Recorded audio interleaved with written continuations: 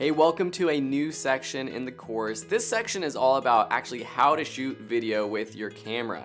In this lesson, we're talking about exposure, basically how to make sure your video is bright enough, not too bright or not too dark, with whatever camera you're using. So we're actually gonna head out to a real-world location where Sam is going to explain how to properly expose your video.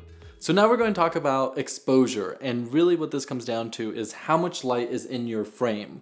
And we decided to do this in Phil's kitchen just because a lot of times in documentaries or even shooting something for yourself, you want to be in a natural environment. So when it comes to exposure, light is really what we're talking about. It's how much light is on your subject, how much light is in your frame, and there's three ways that you control this. With a smartphone, you won't necessarily set these, but they will be affecting your image. And for DSLRs or mirrorless cameras, it's really essential. And that's your shutter speed, your f-stop or iris or aperture, and your ISO. So the first is shutter speed. Back in the day, for an old film camera, this would be you take a photo and how quickly did that shutter expose your piece of film.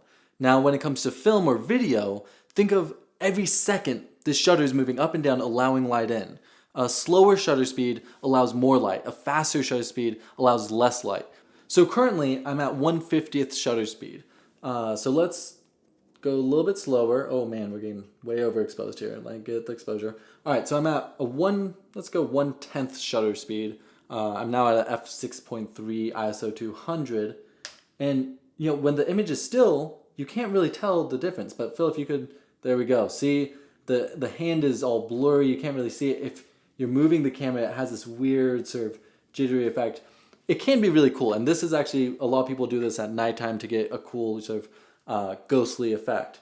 Now let's bring the shutter back up, and I just want to show that movement again at 1/50th shutter, and this is really what I consider to be the standard.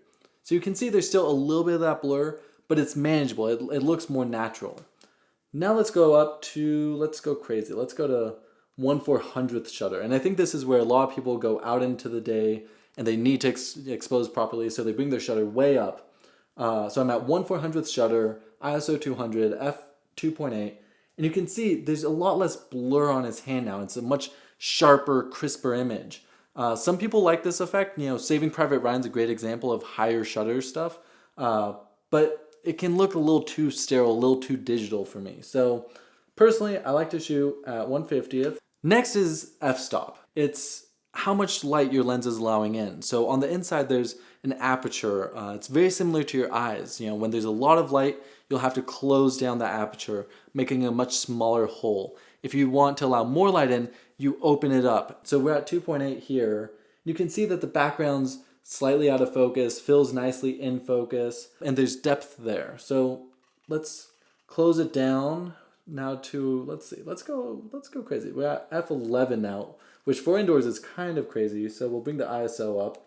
And now you can see that a lot more is in focus. You can see the background image, you can see Phil in focus, everything's kind of in focus. So this can be great if you're running and gunning, or maybe you're trying to have everything just look nice in frame and everything in focus. For me personally, I love being as open as possible. I think having that shallow depth of field is really the look I prefer, but it's different for everyone. The final thing, and really as I've been adjusting all these things, the shutters remain the same. It's been at 1/50th. We're at f2.8, but the ISO is sort of the last piece to this puzzle. Really, what ISO used to be is it was the sensitivity of your film. It was how well did it perform in low light versus how unsensitive was it. If you went out into the sunlight and needed something that took more light to expose. So currently I'm at ISO 250, which is pretty good, and you can see now. Let's go up to 1600. This is ISO 1600. It's so much more sensitive to light. It's way overexposed.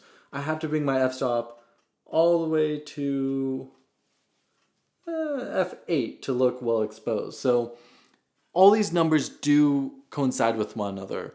To keep it simple, it's how sensitive is your camera, and at that, certain cameras perform better with higher ISOs. The reason that the A7S II is so popular is that you can shoot at these crazy high ISOs.